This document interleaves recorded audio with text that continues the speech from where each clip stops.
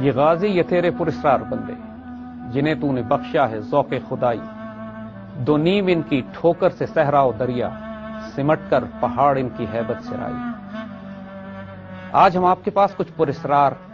غازیوں کے بارے میں بات کرنے کے لیے آئے ہیں۔ یہ وہ غیر معمولی ہستیاں جنہوں نے تاریخ کے رخ تبدیل کر دیے، جنہوں نے دریاؤں کے رخ موڑ دیے، پہاڑ جن کی ہیبت سے رائی ہوئے، دشت تو دشت دریا بھی نہ چھوڑے ہم نے، بحر ظلمات میں دوڑا دیے گھوڑے ہم نے۔ یہ وہ غیر معمولی ہستیاں ہیں، غیر معمولی وجود ہیں جو تاریخ اسلام میں ہیروز، تاریخ اسلام میں چمکتے دمکتے ستاروں کا درجہ رکھتی ہیں، مگر یہ غیر معمولی پراسرار لوگ ہیں۔ ان کی ظاہری اور باطنی قوتیں کیا تھیں کہ انہوں نے وہ کارنامے انجام دیے کہ آج عقلیں حیران ہوتی ہیں۔ اگر ہم فوجی نقطہ نظر سے دیکھیں تو یہ انسانی عقل ماننے کو تیار کہ عرب کے ریگزاروں سے نکلنے کے بعد 3 سال کے عرصے کے اندر عراق اور شام، رومن اور پرشین امپائرز کو شکست دے کر یہ علاقے سلطنت اسلامیہ میں داخل کرا لیے جائیں۔ یہ تمام کارنامے جس وجود نے کہ میں ایک اونٹ کی طرح ایک بستر پر جان دے رہا ہوں، مجھے سخت شرمندگی ہے کہ میں میدان جنگ میں شہید نہیں ہو سکا، اور اللہ قیامت تک کبھی کسی بزدل کو سکون اور اطمینان نہ دے۔ افسوس یہ اس مجاہد کا ہے، یہ وہ اپنے آپ پر شرمساری کر رہے ہیں جن کو اللہ کے رسول صلی اللہ علیہ وسلم نے سیف اللہ کا لقب دیا۔ جسم کا کوئی وجود کا حصہ ایسا نہیں تھا جس پر تیر، تلوار، نیزہ یا خنجر کے نشانات نہ بنے ہوئے ہوں، جنہوں نے 300 سے زائد جنگوں میں حصہ لیا اور کسی جنگ میں شکست نہیں کھائی، جو صرف ان کے نام سے پرشین اور رومن امپائرز پر دہشت طاری ہو جایا کرتی تھی۔ ان کی زوجہ، ان کی بیوی نے ان کو تسلی دی، خالد آپ شرمساری نہ کریں، آپ کو جب اللہ کے رسول صلی اللہ علیہ وسلم نے سیف اللہ کا لقب دے دیا تھا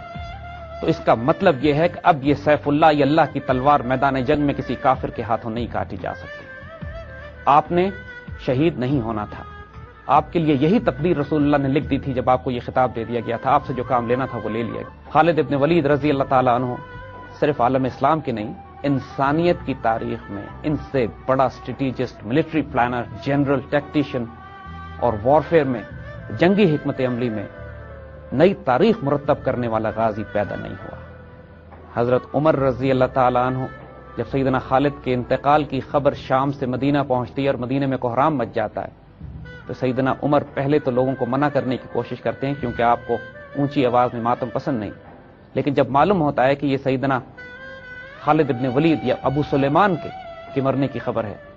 تو پھر سیدنا عمر بھی خاموش ہو جاتے ہیں اور اہل مدینہ سے کہتے ہیں کہ آج جو آنکھ رونا چاہتی ہے رو لے، جو کچھ کہنا چاہتا ہے کہہ لے، کیونکہ یہ جو کہیں گے سچ کہیں گے۔ لوگوں کو بار بار ابو سلیمان، جو ان کی سیدنا خالد ابن ولید کی کنیت تھی، ابو سلیمان جیسے لوگوں پر رونے کا موقع نہیں ملے گا۔ اگر ظاہری تعارف دیکھیں تو سیدنا خالد ابن ولید قریش کے قبیلے سے تعلق رکھتے تھے، پیدائشی جنگجو، اور ان کے قبیلے کا کام ہی جنگ کرنا تھا۔ ان کے والد الولید نے ان کو تمام جنگی حکمت عملی، تیر اندازی، گھوڑ سواری، نیزہ بازی، تلوار زنی، دشمن پہ کس طرح ایمبوش کیا جاتا ہے، کمین کیسے لگائی جاتی ہے، اس کو تعاقب کیسے کیا جاتا ہے، یہ تمام معاملات سکھائے۔ لیکن یہ معاملات تو عربوں میں عام رواج تھا، ہر عرب جنگجو یہ سارے علوم سیکھتا تھا۔ تو وہ کیا راز تھا کہ ایک قریش کا ایک جنگجو اس قدر بابرکت ہو گیا کہ رسول اللہ صلی اللہ علیہ وسلم نے ان کو سیف اللہ کا لقب دیا اور انہوں نے رومن اور پرشین امپائرز کے پرخچے اڑا دیے 3 سال کے مختصر عرصے میں۔ جہاں سیدنا خالد ابن ولید رضی اللہ تعالیٰ عنہ کی جنگی حکمت عملی بلا شک و شبہ اس سے بہتر حکمت عملی ڈیولپ نہیں کی جا سکتی تھی میدان جنگ میں، اس کا ایک اور پہلو بھی تھا۔ ایک مرتبہ حج کے موقع پر حضور صلی اللہ علیہ وسلم نے اپنے بال ترشوائے تو سیدنا خالد ابن ولید نے وہ بال اٹھا لیے۔ رسول اللہ نے پوچھا ان سے، خالد کس لیے؟ فرماتے ہیں، یا رسول اللہ صلی اللہ علیہ وسلم، یہ باپ کے بال مبارک میرے پاس رہیں گے، ان کی برکت سے انشاءاللہ میں ہر جنگ میں فتح پاؤں گا۔ اور رسول اللہ صلی اللہ علیہ وسلم نے فرمایا،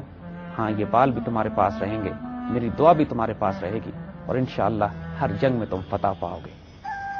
یہ اتنا خوبصورت امتزاج تھا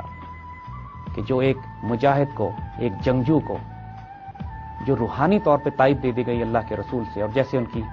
بیوی نے بستر مرگ پر ان کو کہا تھا کہ خالد، جب سے رسول اللہ نے تم کو سیف اللہ کا خطاب دے دیا ہے، اب تمہاری شہادت تمہارے نصیب نہیں ہے، اللہ کی تلوار کسی کافر سے نہیں کٹ سکتی۔ ہم خالد ابن ولید کے ان واقعات کو، ان کی تاریخ کو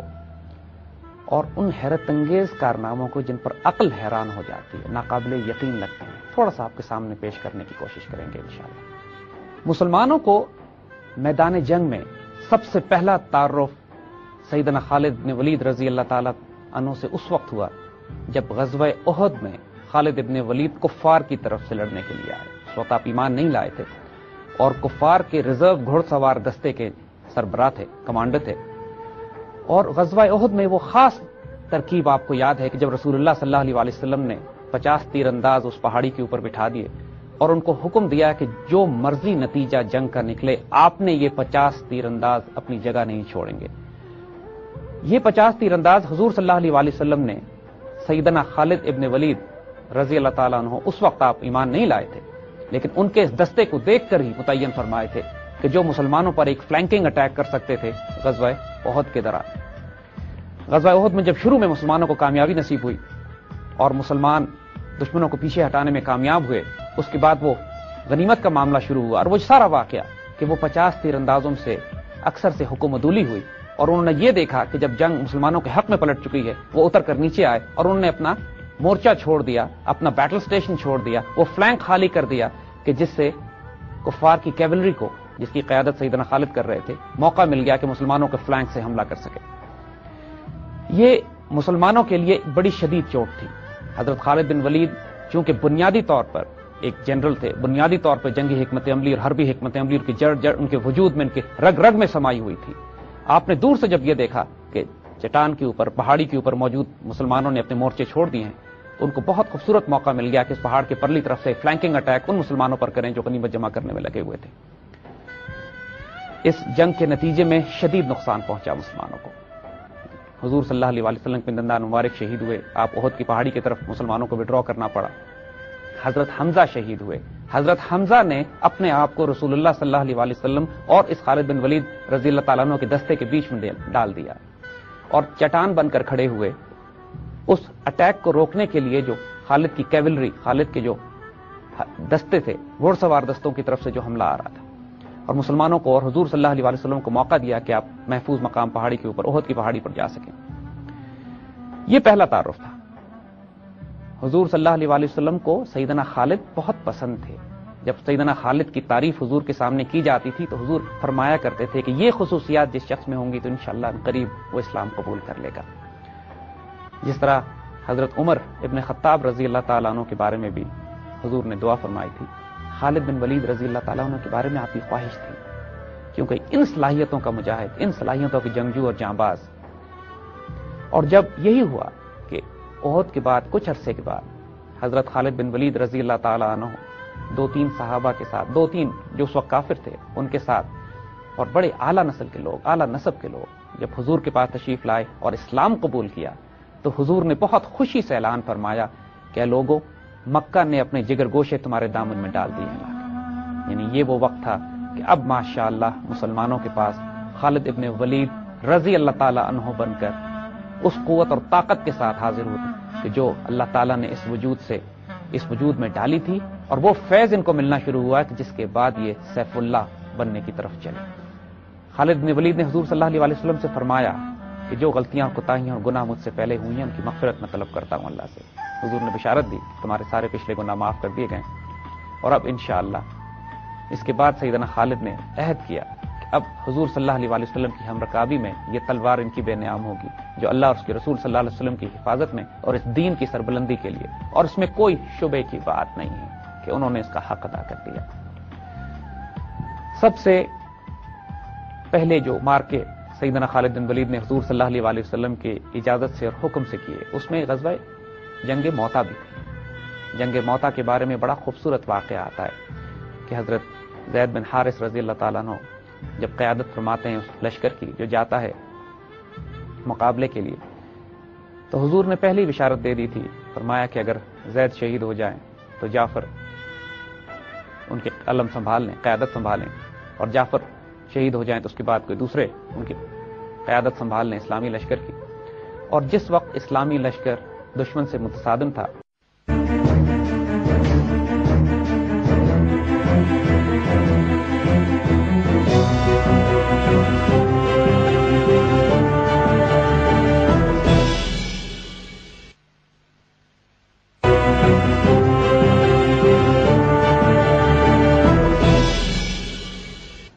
جنگ موتا کے بعد یہ بات محکم ہو گئی بالکل کہ سیدنا خالد بن ولید رضی اللہ تعالیٰ عنہ اسلامی لشکر کے کمانڈروں کے طور پر ابھر رہے ہیں، ان کو متعین کر دیا گیا۔ فتح مکہ کے موقع پر حضور صلی اللہ علیہ وسلم جب لشکر لے کے مکہ کی طرف چلے اور تمام صحابہ آپ کے ہمرکابی میں تھے، تو سیدنا خالد بن ولید رضی اللہ تعالیٰ عنہ کو بھی دستہ دیا گیا، اور 9 اطراف سے جب مسلمان مکہ میں داخل ہوئے تو 8 اطراف میں جس طرف سے باقی مسلمان فوجیں داخل ہوئی کوئی مزاحمت نہیں ہوئی، کوئی جھڑپ نہیں ہوئی، لیکن سیدنا خالد بن ولید رضی اللہ تعالیٰ عنہ کی طرف سے جو دستہ شامل آیا اس کی ایک جھڑپ ہوئی، کچھ کافر مارے گئے، اور پھر ماشاءاللہ جس فاتحانہ شان سے آپ حضور صلی اللہ علیہ وسلم کے سامنے سے گزرے ہیں، اپنی ذرہ میں، اپنے آرمر میں، اپنے بیٹل گیئر میں، اپنی تلوار پر ہاتھ رکھ کے، تو حضور نے صحابہ سے پوچھا یہ کون ہے؟ صحابہ نے بڑے پیار سے فرمایا کہ خالد ابن ولید رضی اللہ تعالیٰ عنہ، اور پھر حضور نے ان کو بشارت دی سیف اللہ۔ ماشاءاللہ یہ اتنی محکم بشارت ہو چکی تھی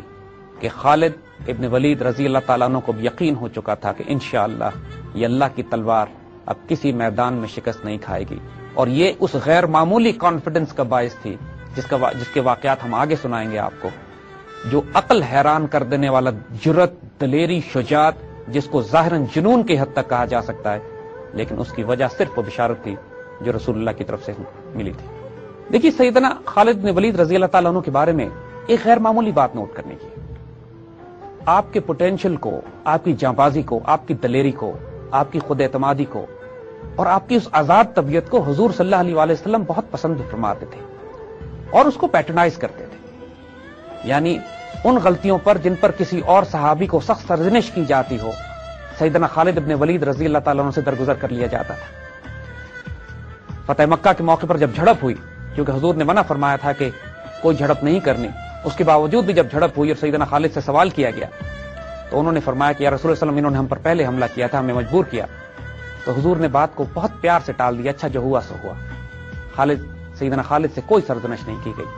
اسی طرح ایک موقع اور بھی آیا بعد میں کہ جب سیدنا خالد کی تلوار سے کچھ ایسے لوگ قتل ہو گئے جن کے بارے میں شک تھا کہ شاید وہ مسلمان ہیں یا نہیں ہیں، جب اس کی اطلاع رسول اللہ صلی اللہ علیہ وسلم کو پہنچی تو آپ کو بہت دکھ ہوا، لیکن سیدنا خالد کو آپ نے کچھ نہیں فرمایا، اور جو لوگ قتل ہوئے تھے ان کو دیت عطا کر دی گئی، ان کو اس کے پیسے بھجوا دیے گئے۔ سیدنا خالد کو بہت کیئرفلی ہینڈل کرنا پڑتا تھا اس سارے معاملات کو۔ ظاہر ہے وہ شخص جو اتنا آزاد ہو، دلیر ہو، شجاع ہو، اور اپنی ایک رائے رکھتا ہو، اور پھر اس کو یہ اعتماد ہو کہ اللہ کے رسول اس سے اتنی محبت اور اعتبار کرتے ہیں، تو وہ کسی اور کے قابو میں آنے والے بھی نہیں تھے۔ سیدنا ابوبکر صدیق رضی اللہ تعالیٰ عنہ کو بعد میں بہت احتیاط سے ان کو ہینڈل کرنا پڑا۔ سیدنا عمر چونکہ ان کے دوست تھے، تقریباً ہم عمر تھے، تو آپس میں ان کے ساتھ ان کی بحث مباحثے چلتے تھے، لیکن یہ دوستوں کے تعلقات تھے آپس میں، اس کے باوجود آپس میں ادب، رسپیکٹ، محبت اور پیار ان کا بے انتہا۔ فتح مکہ کے بعد حضور صلی اللہ علیہ وسلم کے ہر غزوے میں سیدنا خالد آپ کے ہمرکاب تھے۔ غزوہ حنین کے موقع پر، جس کا ذکر قرآن میں بھی آتا ہے کہ جب مسلمان ایک کثیر تعداد کے ساتھ آگے بڑھتے ہیں اور پہاڑوں کے پیچھے سے دشمن مسلمانوں پر تیروں کی بارش کرتا ہے اور شدید نقصان مسلمانوں کو اٹھانا پڑتا ہے، اور ایک موقع تو ایسا آتا ہے کہ حضور صلی اللہ علیہ وسلم چند صحابہ کے ساتھ بالکل تنہا رہ جاتے ہیں، اور پھر مسلمانوں کو پکار کر بلاتے ہیں اپنی طرف، اور مسلمان ری گروپ کرتے ہیں، دوبارہ ری آرگنائز کرتے ہیں اور کاؤنٹر اٹیک کرتے ہیں، اور اللہ پھر مسلمانوں کو فتح دیتا ہے۔ اس جنگ میں خالد ابن ولید بہت بے جگری سے لڑے اور بہت زخمی ہوئے۔ حضور صلی اللہ علیہ وسلم بہت عرصے تک آپ کی عیادت فرماتے رہے، آپ کے لیے دعائیں خیر کرتے رہے، اور خالد ابن ولید، حضور صلی اللہ علیہ وسلم کی خاص شفقت سیدنا خالد پر رہی۔ اس کے بعد غزوہ تبوک میں بھی سیدنا خالد ابن ولید حضور کے ساتھ تبوک کی مہم پر گئے۔ اگین اس مہم کا ذکر بھی قرآن پاک میں آتا ہے، اور تبوک سے حضور نے ایک چھوٹی سی ڈٹیچمنٹ، ایک چھوٹا سا دستہ جو 2 ملت الجندل کی طرف بھی روانہ کیا شام میں، اور سیدنا خالد کو اس طرف بھیجا گیا، اور اس وقت انہوں نے وہاں جا کے معاہدے کیے، اور اس سارے معاملے میں اس ساری کیمپین کی قیادت سیدنا خالد کے پاس تھی جو 2 ملت الجندل اور شام کی طرف گیا تھا۔ حضور صلی اللہ علیہ وسلم کے پردہ فرمانے کے بعد جو سب سے پہلی بڑی اور خونریز جنگیں سیدنا خالد کو لڑنی پڑی، وہ سیدنا ابوبکر صدیق نے آپ کو سلیکٹ کیا اللہ کی تلوار کو فتنہ ارتداد کو دبانے کے لیے۔ بہت سے قبائل ایسے تھے جو مرتد ہو گئے، بہت سے قبائل تھے جنہوں نے زکوٰۃ دینے سے انکار کیا، اور ان تمام کی سرکوبی کے لیے جس کمانڈر ان چیف، جس شہ سوار کا انتخاب کیا گیا، وہ سیدنا خالد ابن ولید، اور خالد ابن ولید رضی اللہ تعالی عنہ نے انتہائی دلیری اور شجاعت کے ساتھ ان मुहिमों को सर किया और फितना इर्तिदाद को खत्म करने वाली तलवार सैयदना खालिद की। इन तमाम कामयाबियों से सैयदना खालिद बिन वलीद को इतना एतमाद हो गया था अल्लाह के उस करम और फजल पर जो इनके ऊपर सैफुल्लाह के होने की वजह से किया जा रहा था, और वो मोहर लग सब कर दी गई थी कि ये तलवार अब मैदान जंग में कभी नहीं टूटेगी। कि इससे अंदाजा कीजिए कि जब ईरान के बादशाह को उन्होंने खत लिखा और बड़े कॉन्फिडेंस से उसको कहते हैं, जब ईरानियन कैंपेन पे, पर्शियन कैंपेन पे गए, उसको खत लिख के कहते हैं कि या तो इस्लाम कबूल कर लो, या तुम हमारे सरनगी हो जाओ, जिजिया दो,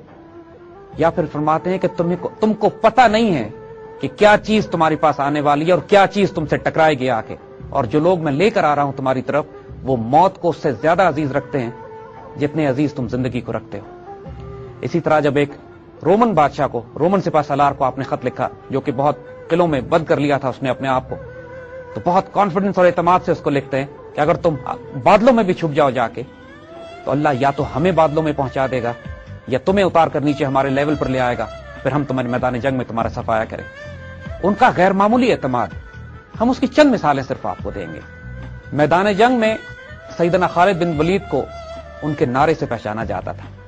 उनका जो जंगी नारा था वो ये था कि मैं एक गैरतमंद जंगजू हूं, मैं अल्लाह की तलवार हूं, मैं खालिद इब्न वलीद हूं। ये एतमाद उनका जो दुश्मन पे दहशत तारी कर दिया करता था। इसी तरह एक वाक़े में एक रोमन जासूस, एक रोमन कासिद आता है इनके पास और सैयदना खालिद इब्न वलीद रजी अल्लाह ताला अन्हु से कोशिश करता है इनको झूठ बोल के, धोखा दे के एक फंदे में फंसाने की। एक प्लान पेश करता है जो कि झूठा होता है। खालिद बिन वलीद सिर्फ उसकी आंखों में आंखें डालकर देखते हैं और पूछते हैं क्या तुम सच कह रहे हो,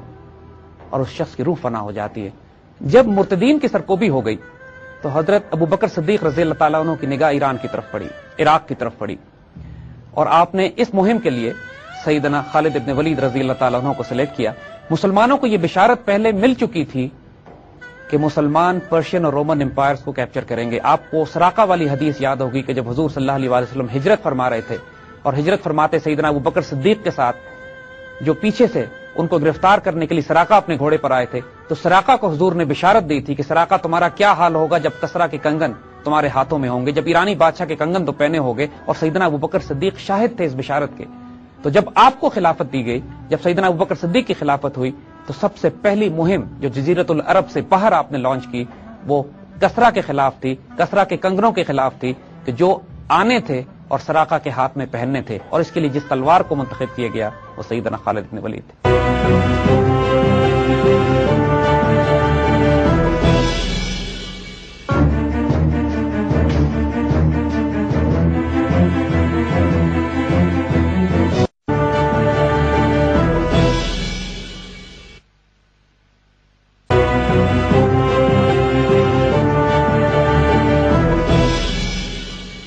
देखिए, इससे पहले कि हम हजरत खालिद बिन वलीद रजी अल्लाह ताला अन्हु की मिलिट्री कैंपेन्स के बारे में बात करें, उनकी मिलिट्री स्ट्रैटेजी और टैक्टिक्स के बारे में बात करें, थोड़ा सा हम साइकोलॉजिकल डायमेंशन पे बात करेंगे। जो उनको एतमाद था, जो कॉन्फिडेंस था, वो कुछ साइकोलॉजिकल और स्पिरिचुअल बातों की वजह से था, अपनी मिलिट्री प्लानिंग की वजह से नहीं। ये बात जैसे हम पहले कर चुके हैं कि हुजूर सल्लल्लाहु अलैहि वसल्लम ने हिजरत के मौके पर बिशारत दे दी थी मुसलमानों को कि ईरान और रोम मुसलमान फतह कर लेंगे। यह बिशारत जब आपको पहले दे दी जाए कि ईरान तो आपने फतह हर हाल में करना ही है, नतीजा पहले बता दिया गया। उसके बाद सैयदना खालिद इब्न वलीद को सैफुल्लाह का लक़ब दे दिया गया, यानी ये वो तलवार की जो मैदान जंग में तो टूट नहीं सकती। और फिर सैयदना खालिद इब्न वलीद रजी अल्लाह ताला अन्हु ने हुजूर के कुछ बुए मुबारक, कुछ बाल, जिस तरह पहले जिक्र हुआ, अपनी टोपी में सी लिए और अपने आहनी खोद के नीचे वो टोपी आप हमेशा पहना करते थे। जंग यरमुक में, आगे जिसका हम जिक्र करेंगे, एक वाक़या ऐसा आता है कि मैदान जंग में हजरत खालिद बिन वलीद लड़ाई रोक कर लाशों के बीच में से कुछ तलाश करने लगे और फिर बल्कि वहां से पीछे हटना पड़ा क्योंकि वहां रोमन्स आ गए। तो खालिद बिन वलीद रजी अल्लाह ताला अन्हु ने मुसलमानों के एक दस्ते को जमा किया, काउंटर अटैक किया, उस जगह से रोमन्स को हटाया और तलाश करके अपनी टोपी उठाई। बाद में लोगों ने एतराज भी किया कि आपने एक टोपी की खातिर कुछ जाने जाया करवा दी। तो फरमाते हैं कि टोपी नहीं है, ये मेरी ताकत का सरचश्मा है, क्योंकि इसमें रसूलुल्लाह सल्लल्लाहु अलैहि वसल्लम के बाल मुबारक पिरोए हुए मैंने। देखिए, हजरत खालिद बिन वलीद का यही कॉन्फिडेंस था, या आम इंटेलेक्ट में इसको ओवर कॉन्फिडेंस कहेंगे, کہ ایک مرتبہ جب ایرانی سپہ سالار کے ساتھ ان کی نیگوسیشنز ہو رہی تھیں جنگ شروع ہونے سے پہلے، تو اس ایرانی سپہ سالار نے ان سے کہا کہ آپ ہم سے کیوں لڑتے ہیں، ہماری تلواروں میں تو ایسا زہر بجھا ہوا ہے، ایسا زہر لگا ہوا ہے کہ جو جسم کو بھی چھو جائے تو اس کو گلا کے خراب کر دے گا۔ تو سیدنا خالد بن ولید نے وہ زہر کی شیشی لی اور یہ مشہور دعا پڑھی، بسم اللہ الذی لا یضر مع اسمہ شیء فی الارض ولا فی السماء وہو السمیع العلیم، اور زہر پی گئے اور آپ کو کچھ نہیں ہوا، کیونکہ آپ کو یقین تھا کہ جو کام آپ سے لینا ہے وہ لیا جائے گا، جو اللہ کی تلوار ہے کافروں کے ہاتھ ٹوٹے گی نہیں، اور رسول اللہ صلی اللہ علیہ وسلم کے وہ بال مبارک کی برکت جس کو آپ اپنے وجود کے ساتھ جوڑ کر رکھتے تھے۔ بہت آگے جا کے ایک مرتبہ سیدنا خالد بن ولید رضی اللہ عنہ کو بڑی تکلیف اٹھانی پڑی کسی معاملے پہ، تو آپ نے اس کی دلیل بھی یہی دی کہ آج یہ تکلیف مجھے اس لیے ہوئی ہے کہ آج رسول اللہ کے بال میرے سر پہ نہیں۔ تو خود یہ بات بالکل واضح ہے کہ جہاں جنگی حکمت عملی اور پلاننگ وہ کرتے تھے، اس میں کانفیڈنس یا اوور کانفیڈنس یا ڈیئر ڈیول کانسیپٹ جو تھا وہ اس یقین اور اعتماد کی وجہ سے تھا جو ان کو روحانی طور پر دیا گیا تھا۔ یہ بہت امپورٹنٹ ایلیمنٹ ہے سمجھنے کے لیے کہ فزیکل ورلڈ میں، فزیکل پلاننگ میں، فزیکل اسٹریٹجی بلڈ کرنے میں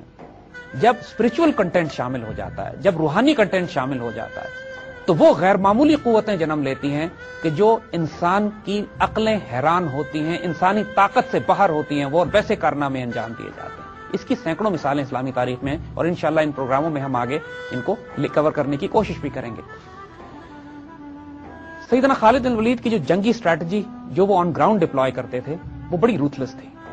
پہلی بات کہ وہ ہلکا ہاتھ رکھنے پہ تو یقین ہی نہیں رکھتے تھے، جب ان سے جھڑپ ہوتی تھی تو خریز ہوتی تھی۔ وہ اس معاملے میں پورا اعتماد، پورا یقین رکھتے تھے کہ یا تو نیگوسیشنز اور بات چیت کے ذریعے معاملہ طے ہو جائے، جب تلوار نکالنی پڑے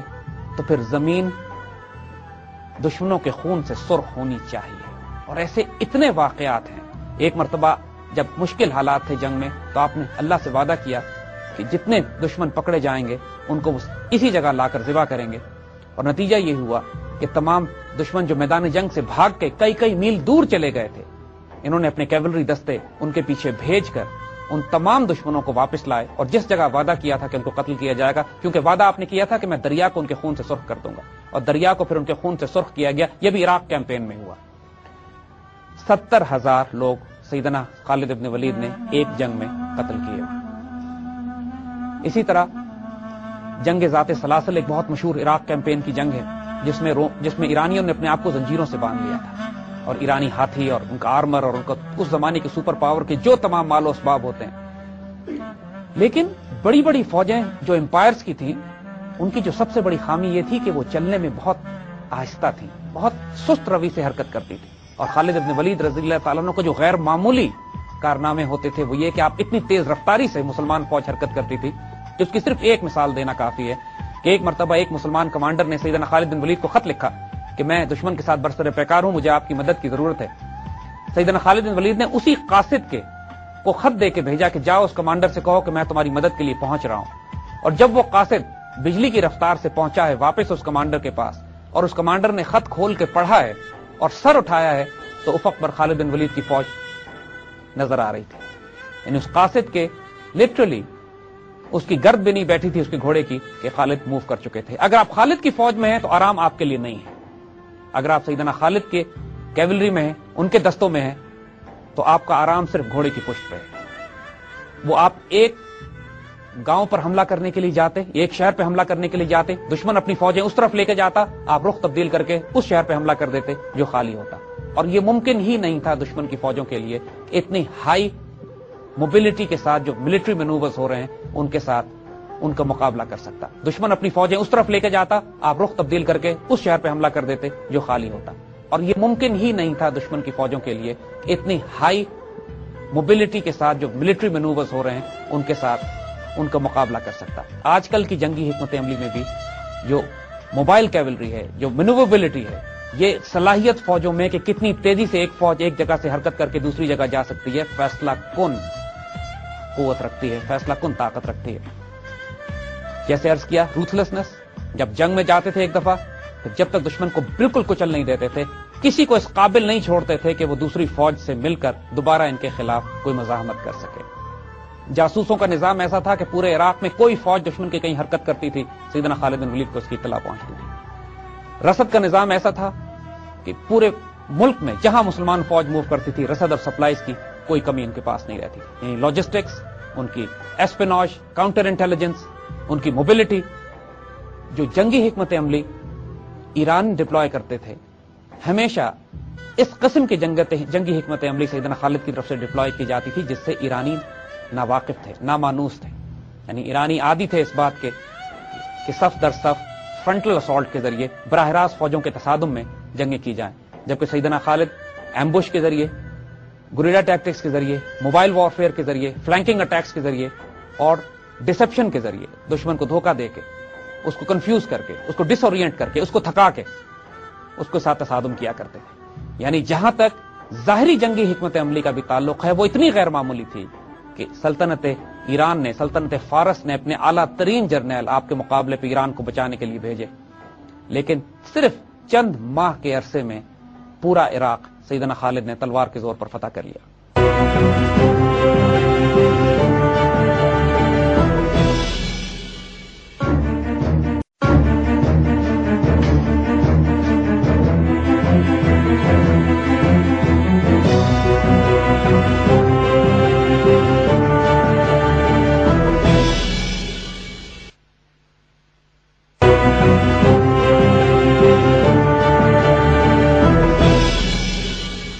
देखिए, इससे पहले कि हम हजरत खालिद बिन वलीद रजी अल्लाह ताला अन्हु की मिलिट्री कैंपेन्स के बारे में बात करें, उनकी मिलिट्री स्ट्रैटेजी और टैक्टिक्स के बारे में बात करें, थोड़ा सा हम साइकोलॉजिकल डायमेंशन पे बात करें।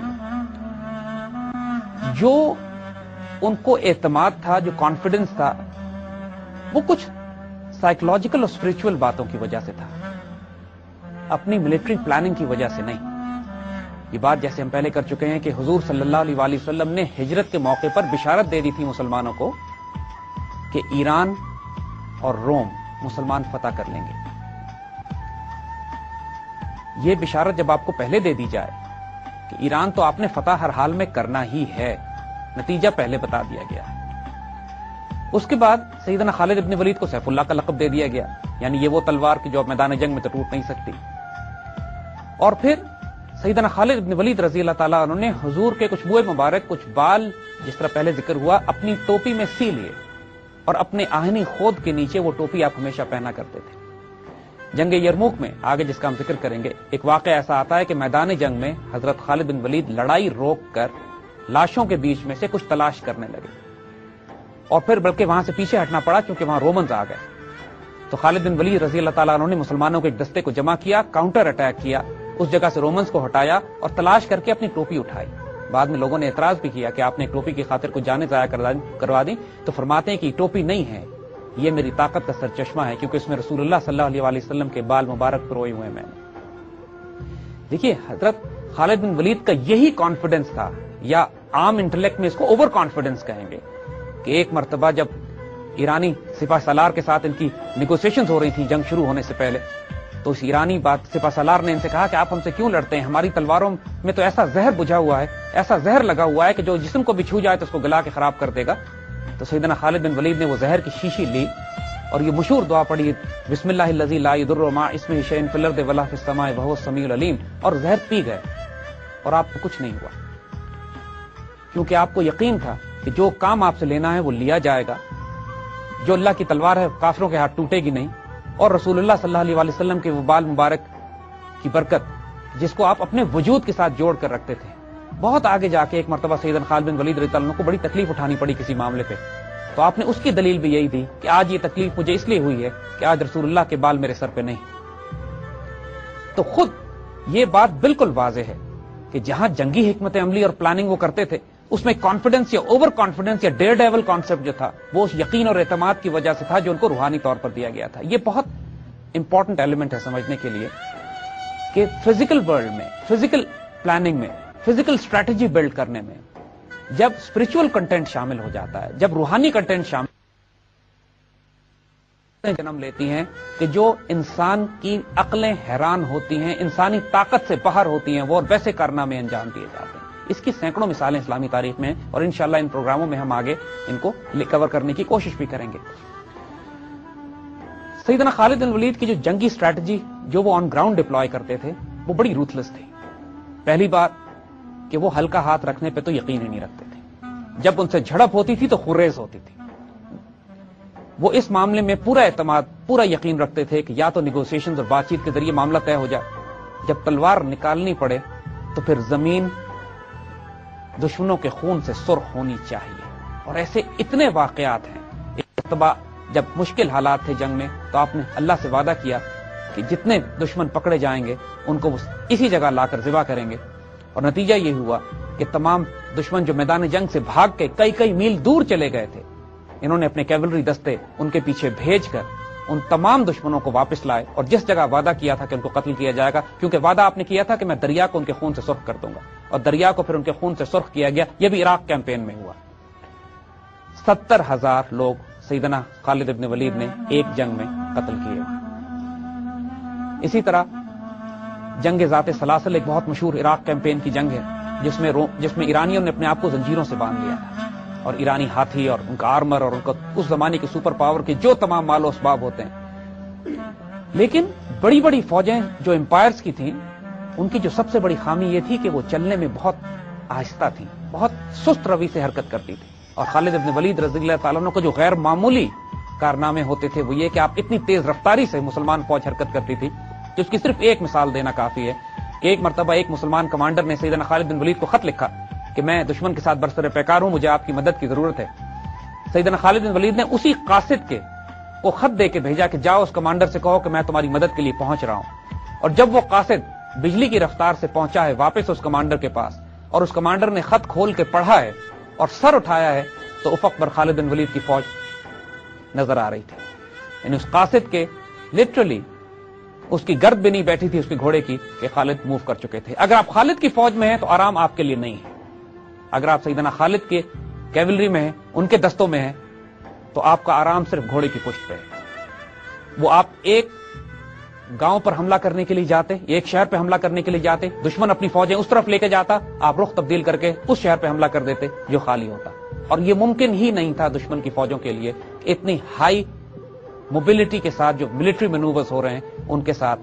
ان کا مقابلہ کر سکتا. دشمن اپنی فوجیں اس طرف لے کے جاتا، آپ رخ تبدیل کر کے اس شہر پہ حملہ کر دیتے جو خالی ہوتا. اور یہ ممکن ہی نہیں تھا دشمن کی فوجوں کے لیے اتنی ہائی موبلٹی کے ساتھ جو ملٹری مینوورز ہو رہے ہیں ان کے ساتھ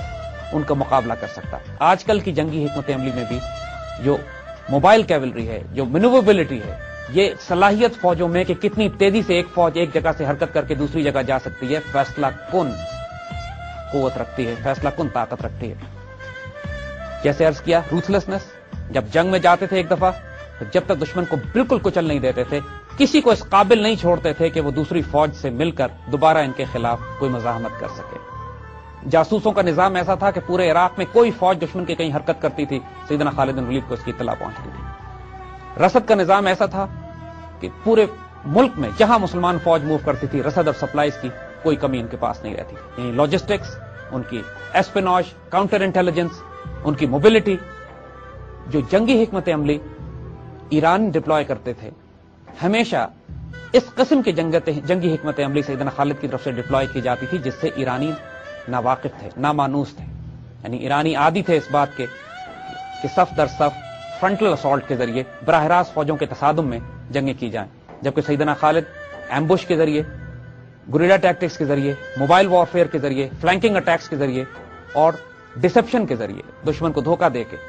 اس کو کنفیوز کر کے، اس کو ڈس اورینٹ کر کے، اس کو تھکا کے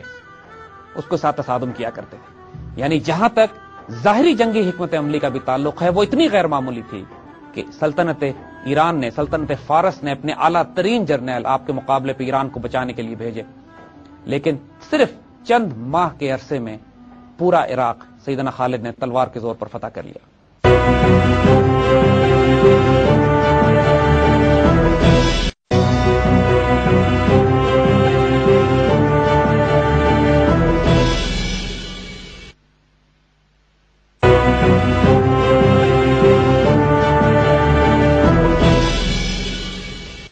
معمولی خاص بات سیدنا خالد بن ولید کی طبیعت کی کہ آپ جان بوجھ کر خطرے مول لیتے تھے. یعنی دشمن سوچ نہیں سکتا تھا کہ کوئی شخص اس قسم کے خطرات لے سکتا ہے، اور اس کی توقع کے برخلاف غیر معمولی خطرات مول لے کر آپ ایسے ایسے کارنامے انجام دیتے تھے کہ جو ایلیمنٹ آف سرپرائز یعنی دشمن کو حیران کر دینے والا ہوتا تھا جو توقع نہیں کرتا تھا. اور یہ ایک بہت بڑا ایلیمنٹ تھا. ان کی بے جگری، ان کی دلیری، ان کی بے خوفی مثال بن گئی تھی. یہ لوگ خالد بن ولید رضی اللہ تعالی عنہ کی مثالیں دیا کرتے تھے کہ اگر دیوانگی کے حد تک دلیری دیکھنی ہے تو سیف اللہ کو دیکھو. اس کی ہم چند مثالیں آگے دیں گے آپ کو. جنگ یرموک کا ایک موقع آتا ہے. جنگ یرموک کے ایک موقع پہ جب 60,000 غسانی عیسائی، ایک ان کا لشکر، ایک ان کا گروہ مسلمانوں کو تنگ کر رہا تھا، تو سیدنا خالد نے اس کا حل پیش کیا مسلمانوں کی وار کونسل میں. تمام بڑے بڑے صحابہ، اس میں ابو عبیدہ ابن جراح بھی تھے، اس میں سیدنا خالد بھی تھے، اس کے اندر زرار بن اسوار بھی تھے، تمام بڑے بڑے صحابی موجود تھے. اور سیدنا خالد اس میں سولوشن یہ دیتے ہیں کہ کل ان 60,000 کو ڈسٹرب کرنے کے لیے، ان کو پریشان کرنے کے لیے، ان کو شکست دینے کے لیے میں براہ راست ان پر حملہ کروں گا 30 مجاہدوں کے ساتھ.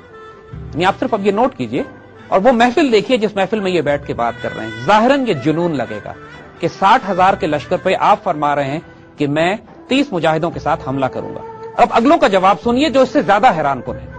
پوری وار کونسل بیٹھ کے فیصلہ کرتی ہے، خالد یہ پلاننگ آپ کی ٹھیک نہیں ہے. 30 آدمیوں کے ساتھ 60,000 پہ حملہ کرنا کوئی دانش مندی نہیں ہے، آپ 60 آدمی لے جائیں. آپ یقین کریں گے. اور اس کے بعد تاریخ نے دیکھا کہ خالد 59 مجاہدین کے ساتھ 60,000 کے لشکر پر ٹوٹ پڑتے ہیں اور ان کو ناخن چنے چپا دیتے ہیں. یہ غیر معمولی، امپاسبل، ناممکنات میں سے دلیری جو دنیا کا کوئی جرنیل، کوئی ملٹری کمانڈر، کوئی اسٹریٹجک، کوئی ٹیکٹیشین، کوئی وار پلانر اور اینالسٹ جو ان باتوں کو سوچ نہیں سکتا، خالد اس کو کر گزرے ہیں. فراز کی جنگ جو کہ عراق کی آخری جنگ تھی، عراق کیمپین کی آخری بڑی جنگوں میں شامل ہوتی تھی، یہ وہ جنگ تھی کہ جب ایرانی امپائر کی حدیں رومن امپائر سے مل رہی تھیں جس جگہ پہ جا کے، اور مسلمانوں کا تھریٹ جب کامن محسوس ہوا رومن اور پرشین امپائر کو، تو دونوں نے اپنی فوجیں اکٹھی کر دی. یہ پہلا موقع تھا فراز کی جنگ میں کہ رومن اور پرشین امپائر الائز بن کر، ایک دوسرے کے ساتھ الائز اور اتحادی بن کر مسلمانوں کے خلاف آئے. اور اللہ کے فضل سے سیدنا خالد نے ان دونوں کے کمبائنڈ لشکر کو ذبح کیا. اور ایک کمال کا کام جو اس کے بعد آپ نے کیا، یعنی یہاں پہ حضرت خالد بن ولید کی وہی بے خوف اور رسک ٹیکنگ اور دلیرانہ طبیعت کا پتہ لگتا ہے کہ اس جنگ سے فتح کے بعد جب مسلمان واپس ہیرا میں اپنے مرکز کی طرف آ رہے تھے تو حج کا موقع آ گیا. سیدنا خالد نے فیصلہ کیا کہ میں نے حج کرنا ہے. اب ظاہر ہے یہ رسک تھا کیونکہ مسلمان فوجیں ایک طرف عراق میں لڑ رہی تھیں، رومن اور پرشین امپائر سے برسر پیکار تھے، اور سیدنا ابو صدیق رضی اللہ تعالیٰ عنہ اس وقت مدینہ میں خلیفہ تھے، اور سیدنا ابو بکر سے آپ نے اجازت نہیں لی تھی. لیکن جیسے کہ رسک ٹیکر وہ تھے، سیدنا خالد نے پورے لشکر کو روانہ کیا ہیرا، اور بغیر کسی کو بتائے چند ساتھیوں کو ساتھ لے کر خاموشی سے دیوانہ وار منزلیں مارتے ہوئے حج کے موقع پر مکہ پہنچ گئے اور حج کیا. کسی کو بتایا نہیں، اپنے خیال میں بہت چھپ کے حج کیا تھا. اب یہاں پہ وہ کمال سیدنا ابو بکر صدیق کا بھی ہے کہ جب واپس حج کر کے یہ اپنے لشکر میں پہنچے ہیں تو لشکر کو پتہ نہیں چلا کہ خالد چند روز کے لیے غائب تھے. اتنی خاموشی سے گئے اور خاموشی سے آئے. لیکن جب اپنے لشکر میں پہنچے ہیں تو پیچھے سے ایک قاصد آتا ہے خلیفہ کا خط لے کر، اور اس خط میں بڑی پیار سے ایک ڈپٹ دی ہوئی تھی اور لکھا تھا آئندہ ایسا نہ کرنا، کہ خالد بن ولید جیسے شاہینوں کو قابو کرنا، ان کو سنبھالنا اور ان کو ہینڈل کرنا بھی کوئی آسان کام نہیں تھا. حضور صلی اللہ علیہ وآلہ وسلم بہت درگزر کا معاملہ آپ کے ساتھ فرماتے تھے، اس صلاحیت کی وجہ سے، اس تلوار کی تیزی کی وجہ سے، اس جلال اور ہیبت کی وجہ سے کہ جو اللہ تعالیٰ نے اور حضور کی دعا سے سیدنا خالد کو دے دیا گیا تھا، اور جو رول ان سے لینا تھا، جو کام لینا تھا ان سے. اسی طرح جب خالد بن ولید رضی اللہ تعالیٰ عنہ اس طرح کے بہت سارے کام ایسے کرتے تھے جس سے لوگوں کو بڑے اعتراض ہوتے تھے ان پہ، اور حضرت ابوبکر صدیق ہمیشہ لوگوں کی شکایتوں کو درگزر کر دیا کرتے تھے. بعض لوگوں نے شکایتیں بھی کی کہ سیدنا خالد کو معزول کر دیا جائے، تو سیدنا ابوبکر صدیق رضی اللہ تعالیٰ عنہ کا جواب اس پہ یہی تھا کہ جس تلوار کو اللہ تعالیٰ نے دین کو بلند کرنے کے لیے نیام سے باہر نکالا، میں اس کو نیام کے اندر نہیں ڈال سکتا. خالد کی بہت سارے ایسے جس کو ڈسپلنری معاملات کہتے ہیں رضی اللہ تعالیٰ عنہ کے معاف کیے جاتے تھے صرف اس لیے کہ ان کا جلال، ان کا جمال، ان کی شجاعت، ان کی دلیری اور ان کا کانفیڈنس اس طرح کا تھا. اور جتنی بڑی مہم درکار تھی، دیکھیے جتنا بڑا مشن ہوتا ہے، جتنی بڑے مہم ہوتی ہے، جتنا بڑا چیلنج ہوتا ہے، اتنا ہی جنونی اور اتنا ہی دیوانہ کمانڈر بھی چاہیے ہوتا ہے. یہی وہ فرق ہے عام کمانڈر میں اور ایک عظیم کمانڈر میں. یہی فرق ہے کہ عام جرنیل میں اور خالد ابن ولید میں، کہ خالد ابن ولید نہ صرف طبیعتاً ایک عشق اور دیوانگی کی حد تک اللہ اس کے رسول سے پیار کرنے والے تھے، بلکہ ان کو غیر معمولی طور پر روحانی تائید حاصل تھی اللہ کے رسول صلی اللہ علیہ وآلہ وسلم کی طرف سے. اور تیسرا، وہ اس قدر دلیر اور پر اعتماد مجاہد تھے کہ وہ ذات کی جو ان کی خوبی اور خیر تھا اس کو جب روحانی طور پر اور جنگی حکمت عملی کے لحاظ سے ان صلاحیتوں کے حساب سے وہ مدد مل گئی تمام، تو وہ پھر وہ سیف اللہ بنے، وہ خالد بن ولید بنے جس نے تاریخ کا پانسا پلٹ کے رکھ دیا۔ عراق کی فتح کے بعد جب سیدنا ابوبکر صدیق کو خوشخبریاں پہنچی ہیں مدینے میں، تو آپ نے مدینے میں اعلان کروایا مدینے والوں کو کہ مبارک ہو، تمہارے شیر نے ایرانی شیروں کو زیر کر لیا اور مائیں قیامت تک اب خالد جیسا بیٹا پیدا نہیں کر سکتی۔ یہ عراقی کیمپین کے بعد سیدنا ابوبکر صدیق نے سیدنا خالد کی خدمت میں جو پیارا تحفہ پیش کیا، اور حقیقت ہے کہ قیامت تک اب مائیں سیدنا خالد جیسا بیٹا پیدا نہیں کر سکتی۔ یہ وہ وقت تھا کہ جب حضرت ابوبکر صدیق نے ساتھ ساتھ شام کی طرف بھی مہمیں روانہ کر دی تھی۔ ان دستوں کو حکم یہ تھا کہ صرف ریکنیسنس کریں، جا کے جاسوسی کریں، زیادہ آگے تک نہ جائیں، زیادہ حملے نہ کریں۔ لیکن جب حضرت خالد بن ولید رضی اللہ تعالیٰ عنہ کے کارناموں کی خبریں مسلمانوں کو پہنچنا شروع ہوئی تو قدرتی طور پر ان کمانڈروں کو بھی امید اور حوصلہ اور جوش چڑھا کہ ہم بھی شاید کوئی کارنامے انجام دیں۔ نتیجہ یہ ہوا کہ مسلمانوں کے وہ دستے جو شام میں گئے تھے وہ رومنز کے گھیرے میں آ گئے۔ شام اس وقت رومن بائزنٹائن امپائر کا صوبہ تھا۔ بائزنٹائن امپائر جس کا مرکز کانسٹینٹینوپل قسطنطنیہ تھا،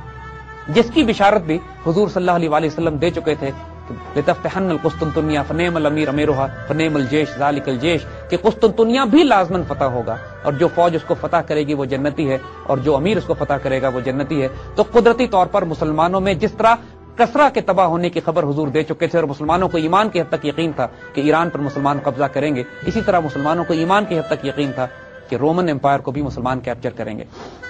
اور سیدنا ابوبکر صدیق نے اسی لیے دونوں طرف لشکر روانہ کیے تھے۔ خالد اس وقت عراق میں تھے اور عراق سے جب وہ مسلمان کہ جو شام گئے تھے اور گھیرے میں آ گئے اور ان کو مدد کی ضرورت پڑی تو سیدنا ابوبکر صدیق نے ایک خط لکھا سیدنا خالد کو اور ان کو حکم دیا کہ فوراً ان مجاہدین کی مدد کے لیے عراق کا محاذ دوسرے صحابہ کے حوالے کریں، اور اب شام کی مہم سیدنا خالد کو دی جا رہی تھی۔ سیدنا خالد کو جب یہ خط پہنچتا ہے تو دوبارہ ایک ایسا وہ کام کرتے ہیں جو تمام جنگی حکمت عملی کے تحت ناممکنات میں سے نہ کیا جا سکتا ہے، نہ ریکمینڈڈ ہے، اور نہ ہی کوئی ملٹری اسٹریٹجسٹ اس کو کرنے کا سوچ سکتا۔ عراق سے شام جانے کے دو راستے تھے، ایک راستے کے اوپر رومن قلعے بنے ہوئے تھے، وہ ذرا خطرناک ہوتا، دوسرا راستہ طویل تھا، اور تیسرا راستہ ریگستان سے گزرتا تھا، لیکن وہ ایسا راستہ تھا کہ جس پہ کوئی فوج کوئی شخص گزر نہیں سکتا تھا کہ 5 دن بغیر پانی کے گرمی میں راستہ بھولنے کا اندیشہ، اور اگر راستہ بھول جائے تو موت یقینی۔ سیدنا خالد اس راستے سے صرف ایک گائیڈ کو ساتھ لے کر اپنی فوج کو لے کر نکلے ہیں، اور غیر معمولی طور پر ایک ایسا کام کیا ہے جو اس سے پہلے عرب تاریخ میں، مصر کی تاریخ میں، شام کی تاریخ میں اور عراق کی تاریخ میں کبھی نہیں کیا گیا کہ اس ریگستان کو ایک فوج نے عبور کیا ہو جب موت یقینی تھی۔ تمام بھیجنے والے یہ جانتے تھے کہ خالد پار نہیں کر سکیں گے۔ خالد کی طبیعت کو ایمان کی حد تک یقین تھا کہ شام ان کے ہاتھ سے فتح ہوگا، اور ان کو معلوم تھا کہ یہ ریگستان ان کا راستہ نہیں روک سکے گا۔ وہ جس وادی سے گزر کر گئے ہیں آج تک اس وادی کو سنیت العقاب کہا جاتا ہے۔ اور ایک واقعہ ہم یہاں بتانا چاہیں گے کہ کئی 100 سال کے بعد سیدنا خالد بن ولید کے انتقال کے جب عباسی خلافت تھی تو خلیفہ معتصم جب اس علاقے سے گزرا ہے تو اس کو کسی نے جھنڈا دکھایا ہے جو وہ ایک قلعے پہ لگا ہوا تھا، اور اس کو بتایا گیا ہے کہ یہ وہ جھنڈا ہے جو خالد بن ولید رضی اللہ تعالیٰ عنہ نے اپنے ہاتھ سے لگایا تھا۔ اور خلیفہ اس جگہ پہ اتر گیا، اس نے اس جھنڈے کو بوسہ دیا اور اپنی تمام فوج میں حکم جاری کر دیا کہ جو کوئی بھی اس علاقے سے گزرے گا اس جھنڈے کے احترام میں بادب ہو کے گزرے گا، پاپیادہ گزرے گا، سوار ہو کے نہیں جائے گا، کیونکہ اس جھنڈے پر ایک عقاب کا نشان بھی بنا ہوا تھا۔ اور سنا ہے یہ کہ یہ 18ویں صدی تک وہ جھنڈا سنیت العقاب میں لہراتا رہا ہے۔ اس کے بعد جب مسلمانوں کا زوال آیا، مسلمان بکھر گئے، تو وہ جھنڈا بھی اپنی جگہ سے ہٹ گیا۔ سنیت العقاب خالد بن ولید رضی اللہ تعالیٰ عنہ کا وہ شاندار کارنامہ تھا کہ جو تاریخ اسلامی میں، جنگی تاریخ میں اس کی مثال نہیں ملتی کہ جس طرح آپ عراق کی مہم سے شام کی طرف گئے، شام میں جو آپ نے کارنامے انجام دیے، انشاءاللہ وہ بعد میں بات کریں گے۔